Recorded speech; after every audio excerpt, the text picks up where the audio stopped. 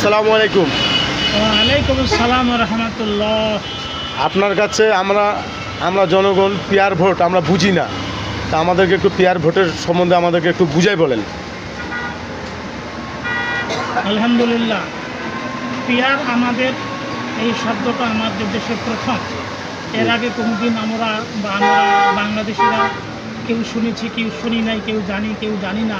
জি তো মোটামুটি 2-3 কথায় পিয়ার এরকম যে আমাদের দেশের যে দলগুলো নির্বাচনে অংশগ্রহণ করবে জাতীয় ইলেকশনে, জি তারা সমস্ত ভোটের যদি শতকরা একটা ভোট পায়, শতকরা একটা করে ভোট পায়, তাহলে তারা একজন এমপি পাবে। জি যদি 2% যেটা বলি আমরা 2%, তাহলে তারা 2 দুগুণে 4টা এমপি পাবে। যদি 3% বা শতকরা 3টা ভোট পায়, তাহলে 3 থেকে 9টা এমপি তারা পাবে।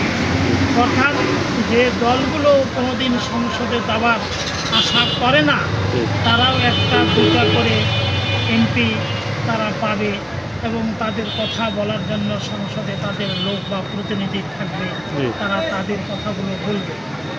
আর হলো যে বড় দলগুলি যারা নিরঙ্কুশ সংখ্যাগরিষ্ঠতা পায়, তারা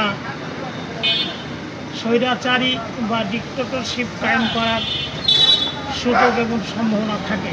পিয়ার পদ্ধতিতে এইরকম ডিক্টেটরশিপ কায়েম করার সুযোগ এবং সম্ভাবনা মোটেই থাকে না।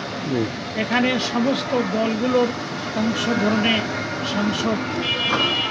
সংসদীয় অধিবেশন হয়, আইন কানুন প্রণয়ন হয়, সবার কথা শোনার এবং বলার সুযোগ থাকে। এই পিয়ার পদ্ধতির সুবিধা যে পরিমাণ হলো, তাতে কালো টাকার ছড়াছড়ি থাকে না। এমপি হবে এই জন্য সে কোনো রকম আগাম কোনো জনগণকে প্রভাব বিস্তার করতে পারে না। এই দিক থেকে পিয়ার পদ্ধতি সব থেকেই ভালো। আজকে এই পর্যন্ত। আসসালামু আলাইকুম। ওয়ালাইকুম আসসালাম রহমতুল্লাহ।